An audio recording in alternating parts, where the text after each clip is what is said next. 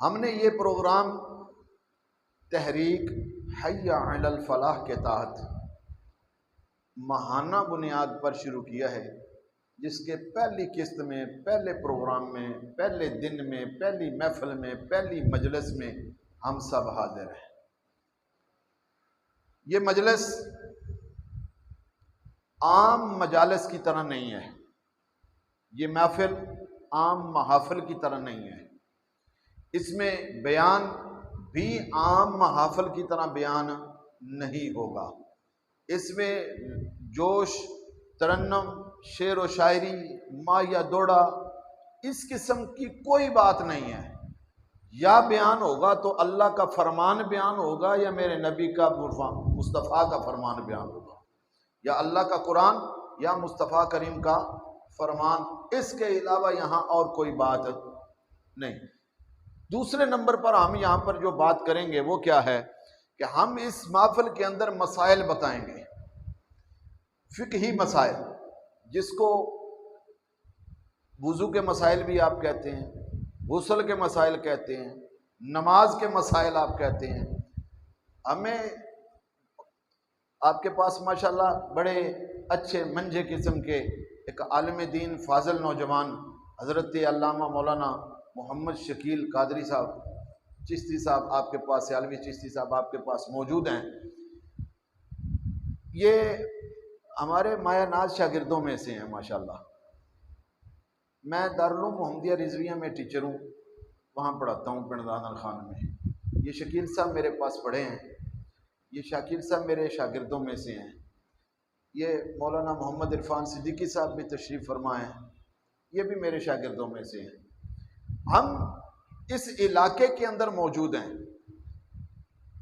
एक इलाके के अंदर जहां पर एक आलिम दीन का गुजर हो जाए ना कब्रिस्तान से, बल्कि एक तालिब इल्म का गुजर हो जाए ना कब्रिस्तान से, तो 40 दिन का आजाब उस कब्रिस्तान से उठा दिया जाता है। तो आज आपकी मस्जिद में अल्लाह का करम है, 3-3, 4-4 किस्म के उलमा बैठे। तो ये आपके मोहल्ले के ऊपर, आपकी मस्जिद के ऊपर अल्लाह का करम हुआ कि उलमा आपके घर में, आपकी मस्जिद में, आपके मोहल्ले में, आपके गांव में हाजिर हैं। शकील साहब यकीनन आपको मसाइल डिस्कस करते होंगे, यकीनन आपके साथ इस किस्म की बातें करते होंगे, लेकिन एक मुनज़्ज़म अंदाज में किबला पीर मोहम्मद अनवर कुरैशी साहब, अल्लाह ताला आपके फ्यूज़ व बरक़ात की बरसात फरमाए और अल्लाह ताला हम सब को उनके इल्म अमल से और उनके बयानात से, उनके मामलात से हमें हमेशा मुस्तफ़ीद होने की तौफ़ीक़ अता फरमाए। उनके दिल में एक बात थी, मैं काफ़ी अरसे से यहाँ रह रहा हूँ, लोग मुझे जानते हैं, लोग मेरे साथ मोहब्बत करते हैं, मुझे बुलाते हैं, प्रोग्राम करवाते हैं, तकरीरें करवाते हैं, मुझे सुनते हैं और मेरी इज्जत भी बड़ी करते हैं। अहले इलाका मेरे साथ बड़ी मोहब्बत का इजहार करते हैं, लेकिन मैं इनको क्या दे रहा हूँ? कभी कोई बुलाए तो चला जाऊं, उसके अलावा कुछ नहीं। फिर आपने एक जहन बनाया, क्यों ना मैं दीन का काम करूं, दीन की तबलीग का अमल करूं। तो दीन का तबलीग का अमल शुरू किया। तो हमने उस वक़्त कुछ प्लानिंग की कि हर जुमेरात को महीने के अंदर 3-4 जुमेरातें जो आती हैं, हर जुमेरात को 3-4 टीमें हम तश्कील देते। वो 2-3-4 बच्चों पर मुश्तमिल होती, एक बच्चा उनमें ख़तीब बन जाता, बाकी उसके मुआविन बन जाते। वो हर जुमेरात को एक रोड के ऊपर जो है ना वो 4-5 टीमें हम उतार देते। वो असर टाइम पहुँचते, वो आते, असर से मगरब तक तब लोगों को दावत देते, मगरब के बाद छोटा सा प्रोग्राम करते और चले जाते। लेकिन वो चल ना सका क्योंकि उसमें हमारी प्रॉब्लम है, उसमें 2 महीने की छुट्टियां गर्मी की आ जाती हैं, रमज़ान शरीफ का महीना आ जाता है, ईद की छुट्टियां पड़ जाती हैं और इस किस्म के मामलात चलते रहते हैं। वो न चल सका। फिर प्लान किया कि इसको कैसे चलाया जाए, कैसे दीन का जो है ना वो काम किया जाए, दीन की तबलीग कैसे की जाए। तो फिर सब ने मिलकर और किबला पीर साहब की सरपरस्ती में मशवरा किया कि हमें बाकायदा एक जमात बनानी चाहिए, बाकायदा एक तहरीक बनानी चाहिए। वो तहरीक हर मोहल्ले में, हर जगह पर इमाम की सूरत में पहुंच जाएगी, वो इमाम के हवाले से पहुंच जाएगी। फिर वहां पर महाना की बुनियाद पर एक प्रोग्राम शुरू होगा। उस प्रोग्राम में हम हर दफ़ा हाजिर होकर दीन का, अल्लाह और अल्लाह के रसूल का पैगाम भी पहुंचा देंगे, मसाइल भी उनको सिखा देंगे। तो ये तहरीक हय्या अल फलाह क़याम में आई। इसको बने हुए कमो बेश 8 से 10 साल हो रहे हैं, कमो बेश 8 साल तो यकीनन हो गए हैं। ये उस वक़्त से काम कर रही है, लेकिन इस इलाके के अंदर जो है ना वो अब तहसील पिंड दादर खान पूरी जहाँ जहाँ भी दारुल उलूम मुहम्मदिया रिजविया पिंड दादर खान के शाहीन सिफत उलमा या तलबा मौजूद हैं, वहाँ पर ये तहरीक हय्या अल फलाह का प्रोग्राम जारी है। ये लाइन जो है ये कुछ किसी बुनियाद पर काम में थोड़ा सा पीछे रह गई, तो अल्लाह ने मेरी ड्यूटी लगा दी है। अब मैं हाजिर हो गया हूँ और अल्लाह ताला के फजल व करम से अब ये इलाका इस किस्म का सुरखरू हुआ है, इस किस्म का सुरखरू हुआ है कि अब ये पूरा एरिया पूरी तहसील में चमक रहा है। डुड्डी फफरा, नथे, सधोवाल, वाड़ा फफरा, सम्मन, सऊवाल, गरीबवाल, ये जो आपका एरिया है ना, ये अब पूरे तहसील में इस तरह से चमक रहा है, इस तरह से चमक रहा है। ये कमाल आपका नहीं, मेरा नहीं, किसी और का नहीं है, ये दीन का कमाल है। जो दीन की बातें जहां पर होती हैं वो एरिया चमक जाया करता है, उस एरिया को अल्लाह ताला रंग लगा दिया करता है। अब यहाँ पर हमारा ये महाना बुनियाद पर प्रोग्राम चल रहे थे, तो समनवाल के अंदर किबला शकील साहब की मौजूदगी में हमने कोशिश करते हुए भी नहीं कर पाए कि वो खुद मौजूद थे माशाल्लाह, तो आज उन्होंने हमें जो है वो इजाज़त दे ही दी है, हम आपके पास भी हाज़िर हो गए हैं। अल्लाह करे कि हमारा ये प्रोग्राम चलता रहे। अब थोड़ा सा आगे मैं चलूँगा ना तो आपको इस प्रोग्राम की ज़रा अहमियत पता चलेगी। हमने इसमें वक़्त ज़ाया नहीं करना, ये पहला प्रोग्राम है, तारफ़ी प्रोग्राम है, इसलिए इसमें थोड़ा सा टाइम आज हो सकता है 10-15 मिनट का फालतू लग जाए। आइंदा का जो हमारा माना प्रोग्राम होगा वो मुख्तसर 40 से 45 मिनट का, इसके अंदर हम बाउंड कर देते हैं, बात को ख़त्म कर देते हैं। होता क्या है, तिलावत हुई है, जैसे एक नात होती है, 15 से 20 मिनट का बयान होता है, 10 मिनट के मसाइल बयान होते हैं, 10 मिनट आपको दिए जाएंगे कि आप सवाल कर लें, आपके सवालों का जवाब दिया जाएगा। 40 से 45 मिनट के अंदर हमारा प्रोग्राम पूरे का पूरा मुकम्मल हो जाएगा। आप अपने घर, हम अपने घर। अल्लाह ताला हमें ये अमल, ये दीन सीखने की अल्लाह ताला हमें तौफीक अता फरमाए। इस एतबार से आप इस महाना प्रोग्राम को आइंदा के लिए याद रखें। दिन यही होगा शायद सिद्दीकी साहब, यही दिन होगा, महीने का आखिरी हफ्ता, आखिरी जुम्मा। अच्छा, तो महीने का आखिरी जुम्मा जो होगा ना, उस हवाले से वो मुझे हुक्म दिया जा रहा है। तो दिन जो भी होगा शकील साहब किबला यहाँ पर जो है वो ऐलान कर देंगे जी।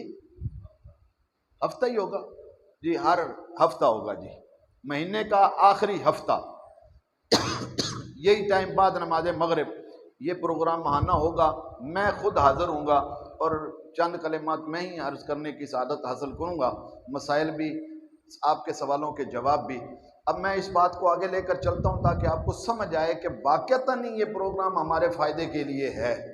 हमें नहीं मालूम कि इससे पहले कितने उलमा आपके पास आए, कितने उलमा ने आपको दर्स व तबलीग किया, कितने उलमा ने आपको मसाइल बताए, सिखाए। हम आपसे गुफ्तगू इस अंदाज में करेंगे कि आपको किसी मसले का नहीं पता। जब हम ये समझ कर करेंगे तो फिर हम आपको हर मसला बता पाएंगे। और अगर हम ये कहें कि इनको तो ये मसला भी आता है, ये मसला भी आता है, ये मसला भी आता है, तो फिर तो हम नहीं बयान कर पाएंगे, फिर आप सुन भी नहीं पाएंगे, फिर कुछ भी आपको नहीं मिलेगा। इस नीयत से हमने यहाँ पर बातें करनी है कि आपको किसी चीज़ का इल्म है ही नहीं। जिनको होगा उनकी तस्दीक हो जाएगी, जिनके पास नहीं होगा उनको आ जाएगा। ये बात दुरुस्त है ना जी? जिनको मसले का इल्म होगा उनकी तस्दीक हो जाएगी, जिनको इल्म नहीं होगा उनको मालूम हो जाएगा और वो उनके ऊपर क्या है, अमल करने वाले बन जाएंगे। तो बहरहाल अल्लाह रब्बुल आलमीन की बारगाह में दुआ है कि अल्लाह ताला हमारा ये मामला, ये प्रोग्राम, ये महफिल इसी तरह सजती रहे, हम हाजिर होते रहें और दीन सीखने का अमल करते रहें। ये बहुत बड़ी अल्लाह की करम नवाजी है। अल्लाह रब्बुल आलमीन फरमाता है कि जिस बंदे पर मैं राज़ी हो जाऊँ, जिस बंदे पर मैं राज़ी हो जाऊँ उसको मैं दीन के रास्ते पर चला देता हूँ। किस रास्ते पर चला देता हूँ? तो फिर ये महफिल कौन सी है? तो इस वक्त हम जिस हालत में बैठे हैं, अल्लाह हम पर राजी है कि नहीं? ये अल्लाह का फरमान है, हदीस कुदसी है। उसमें फरमाया अल्लाह ने, जिस पर मैं राजी हो जाता हूं, दीन की समझ बूझ अता फरमा देता हूं, दीन की राह पर चला देता हूं। हम इस वक्त सारे दीन सीखने के लिए हाजिर हैं। ये दीन सीखने सिखलाने की महफिल हो रही है। तो इस वक्त मतलब है कि अल्लाह हम पर राजी हो चुका है। अल्लाह इस वक्त हम पर, तो हम खुशबख्त लोग हैं ना। तो फिर ये महफिल आम महफिल नहीं, ये मजलिस भी आम मजलिस नहीं।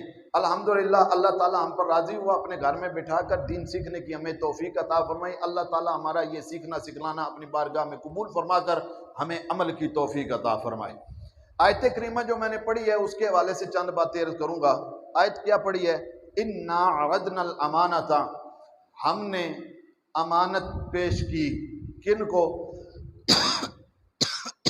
अलस समावाती वल अर्दी वल जिबाली, हमने अमानत पेश की आसमानों के ऊपर भी, जमीन पर भी, पहाड़ों के ऊपर भी।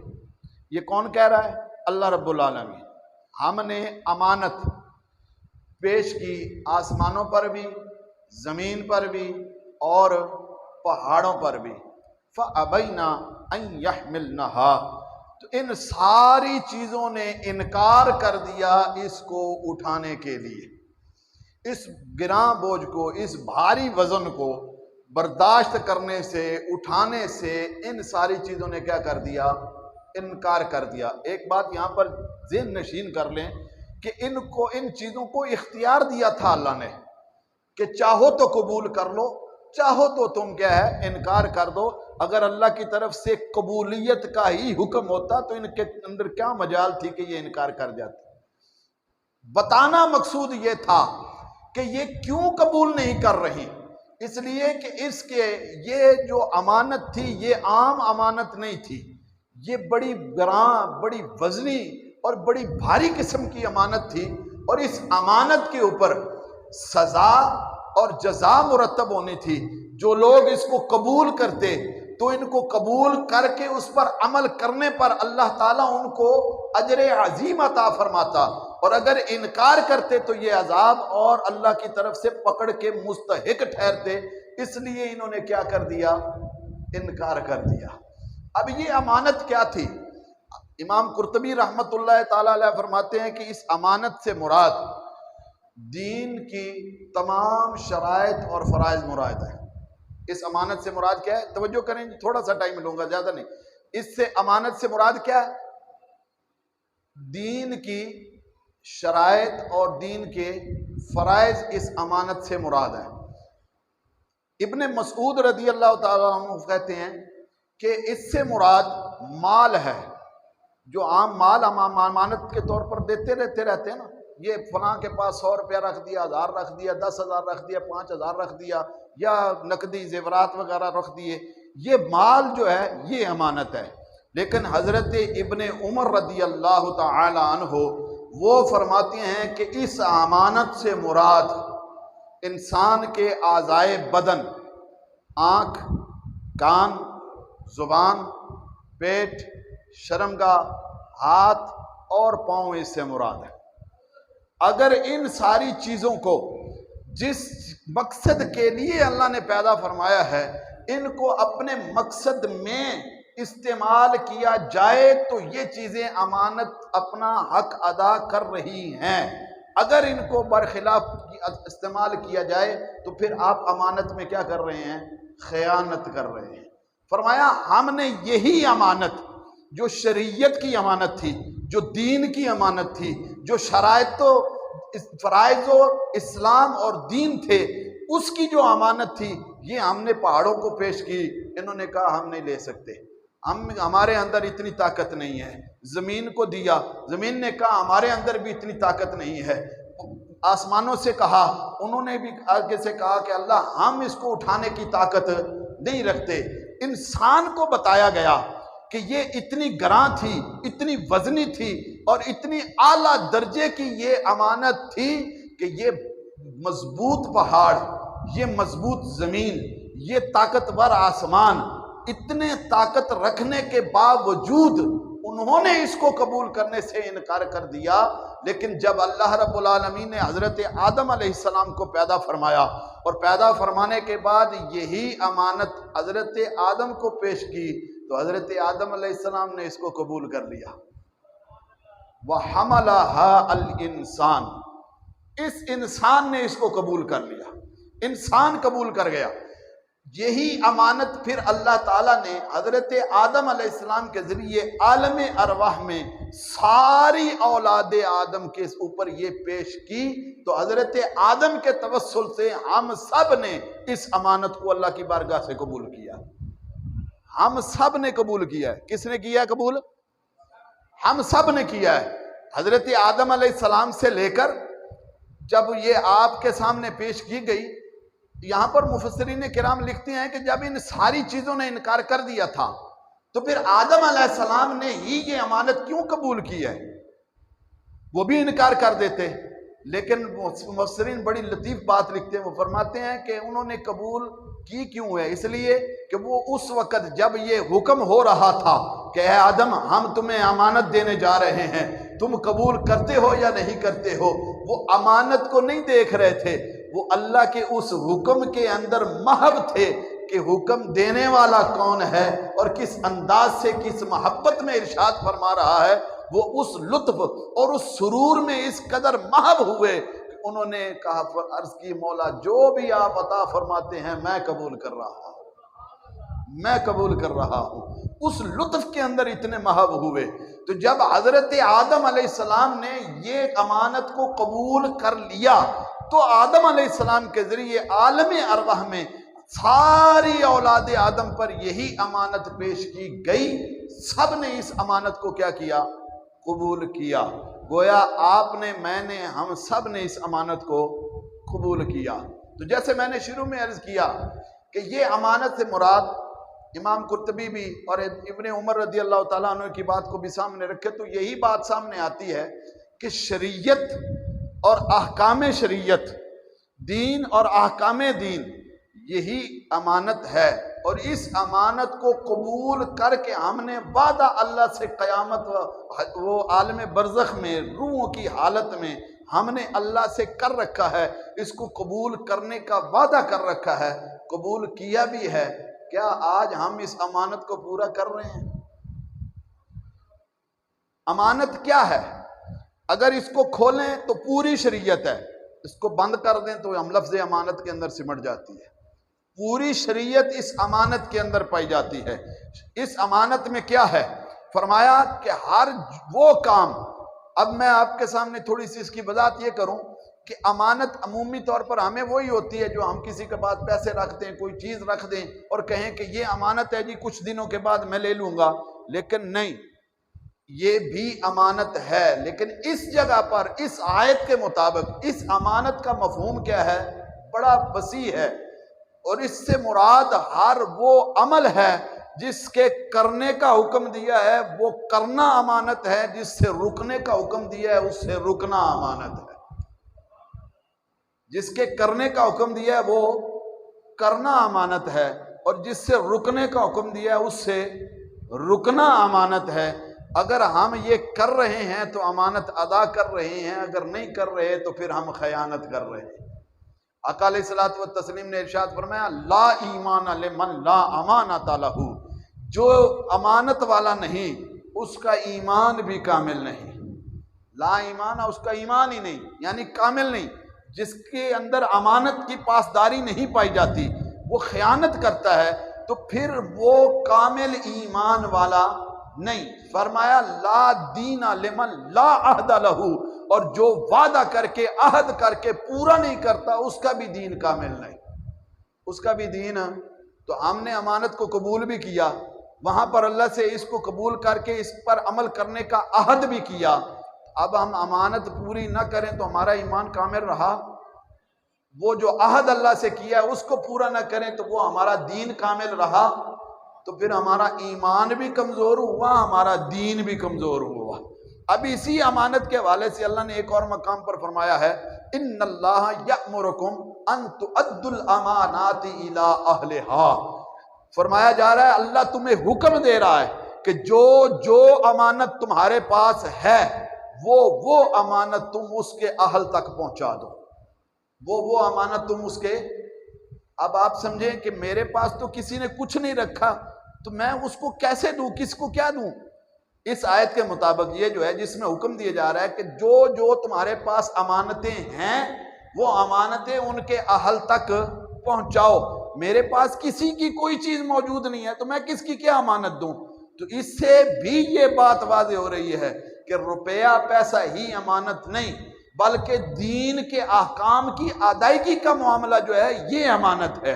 और जो जो अमानत तुम्हारे पास है वो अदा करना तुम्हारे ऊपर क्या है, लाजिम है। मिसाल के तौर पर अब मैं आपको समझाता चला जाऊं, अगर आप घर के खुद कफील आदमी हैं, घर के सरबराह हैं, तो पूरे घर की हिदायत, इस्लाह, बेहतरी, अच्छाई, तालीम, तरबियत, उनकी ज़रूरियात ज़िंदगी, इन सारी चीज़ों का ख्याल रखना ये उस सरबराह के ऊपर अमानत है।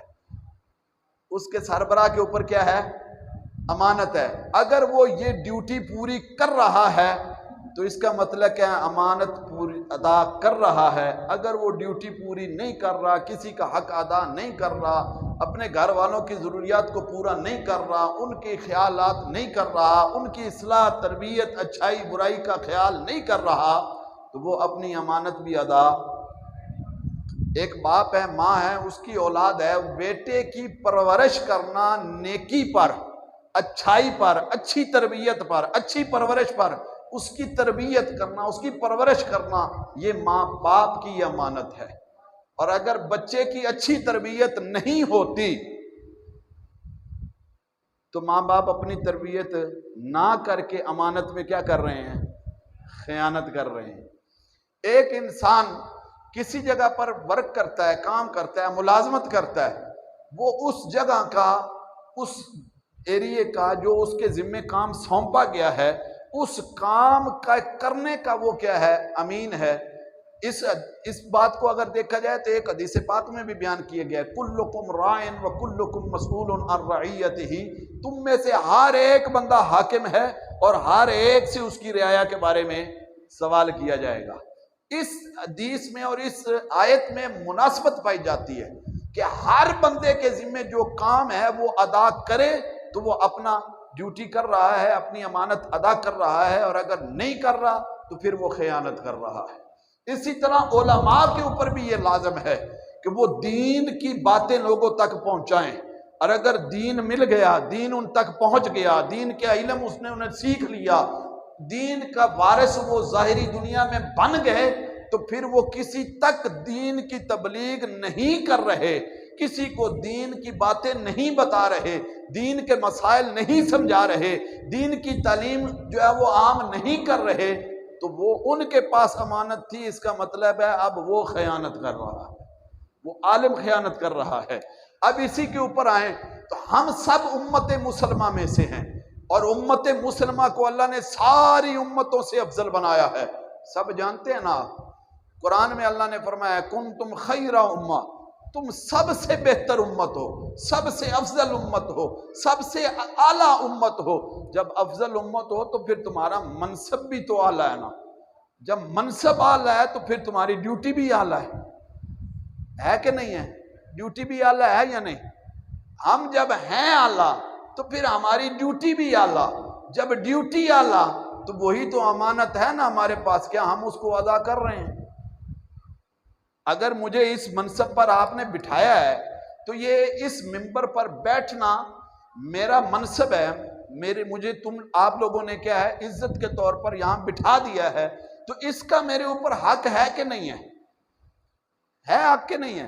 अगर मैं यहां बैठूं और बैठकर आपको लग़वियात सुनाकर, कुछ लतीफ़े लताइफ को, दुनियादारी की, कोई सियासत की, कोई इधर की कोई उधर की बातें सुनाकर इस मिंबर को छोड़कर चला जाऊं, तो क्या ये मैंने मिंबर का हक अदा कर दिया? ये मैंने मिंबर की अमानत अदा की है? और अगर मैं आपको दीन सिखलाने की बातें करूं, दीन की बातें समझाऊं, मसाइल बताऊं, मसाइल के ऊपर बात करूं और मसाइल ही की आपको तबलीग करूं, तो फिर क्या मैं अपनी अमानत अदा कर रहा हूं कि नहीं कर रहा? तो आप जब आला उम्मत हैं तो फिर आपकी भी ड्यूटी है कि नहीं है? आपके ऊपर भी अमानत है कि नहीं है? और अल्लाह आपको, मुझे सबको हुक्म फरमा रहा है, इन्नल्लाह यअमुरुकुम, तुमको, ये तुम का लफ्ज है कुरान के अंदर, यअमुरुकुम, कुम का माना है तुम सब, कुम का माना क्या है? तुम सब, तुम सब से मुराद हम सब, ये ईमान वाले मोमिनीन, हम सब को अल्लाह हुक्म फरमा रहा है, तुम सब अदा करो, अंतु अद्दुल अमानात इला अहलिहा, जो जो अमानतें तुम्हारे पास हैं वो उनके अहल तक पहुंचाओ। अब जो इल्म दीन का आपके पास पहुंचा है, जो इस्लाह आपके पास पहुंची है, जो अच्छी बात आपके पास पहुंची है, जो अमानत दीन की आपके पास पहुंची है, वो उसको आगे पहुंचाना, उसकी तबलीग करना, उसका पैगाम पहुंचाना उस इंसान तक जिसको मालूम नहीं है, ये उसकी अमानत है, ये हम सब पर लाजम है। हम सब अमानतदार हैं, हम सब के ऊपर लाजम है कि हम दीन की बात जो है वो तबलीग करें। आका अलैहिस्सलातु व तस्लीम ने इरशाद फरमाया, बल्लिगू अन्नी वलौ आया, तुम्हारे पास एक भी मेरी हदीस पहुंचे, एक भी बात पहुंचे, तो वो बात लोगों तक क्या है, पहुंचाओ। और खुतबा हिज्जतुल विदा के आखिर में अल्लाह के नबी ने इरशाद फरमाया, फल युबल्लिगिश शाहिदुल गायबा, ये जो तुम सब हाजिर हो ना, हिज्जतुल विदा के अंदर हुजूर ने फरमाया, ये जो तुम सब क्या हो, हाजिर हो, शाहिद हो, मौजूद हो, उन सब पर लाजिम है कि जो दीन की बातें मैंने तुम्हें आज बताई हैं, जो मैंने जो दीन की तबलीग आज तुमको की है, जो मसाइल मैंने आज तुमको बताए हैं, जो अल्लाह और अपने महबूब का जो पैगाम मैंने आज तुम्हें दिया है, अपना पैगाम जो दिया है दीन के एतबार से, ये तुम तक अमानत है। जो ये सारे मौजूद हो, इन सब पर लाजिम है कि ये वहां उन तक पहुंचाएं जो यहां मौजूद नहीं। तो इसका मतलब है कि हम सब जो अमानत वाले ठहरे, अमीन बन गए, हम सब के पास। अच्छा, ये बात जरूरी नहीं है कि मैं दीन की 4 किताबें पढ़ा हूं तो मेरे ऊपर ही लाजम है कि मैंने ही दीन की बात करनी है। ठीक है, हमारा शुभ है, हमारे ऊपर फर्ज है कि हमें अल्लाह ने इस ड्यूटी के लिए चुना है, तो हम भी लोगों को तबलीग करें, इसलिए तो आप आज आपके पास हाजिर हैं हम। लेकिन बतौर मुसलमान हर इंसान के ऊपर लाजिम है कि उसके पास अगर अच्छी बात है वो दूसरे तक पहुंचाए, ये उसके पास अमानत है। मिसाल के तौर पर एक आदमी को वुजू के फर्ज नहीं आते, उसको मालूम नहीं है, आपको मालूम है, तो आपको मालूम है, उसको पता नहीं, तो उसको फराइज बताना आपकी भी ड्यूटी है, ये आपके ऊपर भी लाजम है, क्योंकि आपके पास दीन के वुजू के फराइज का इल्म बतौर अमानत मौजूद है, बतौर अमानत मौजूद है। और ये अमानत अल्लाह फरमा रहा है उसके अहल तक पहुंचाओ। तो जो बेवुजू है, जिसको वुजू के फराइज का नहीं पता, वो इसका अहल है।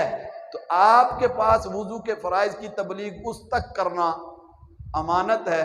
अगर आप उसको पहुंचा रहे हैं तो अमानतदारी कर रहे हैं, अगर नहीं पहुंचा रहे तो अमानत में, गोया हम सब पर लाजम है कि हम दीन की बातें करें, हम सब पर लाजम है कि हम दीन की तबलीग करें, मसाइल खुद भी सीखें, लोगों को भी सिखलाएं। अल्लाह जल्ला शानुहु इस एतबार से हमें दीन की तबलीग करते हुए इस महफिल के अंदर दीन सीखने की हमें अल्लाह तौफीक अता फरमाए।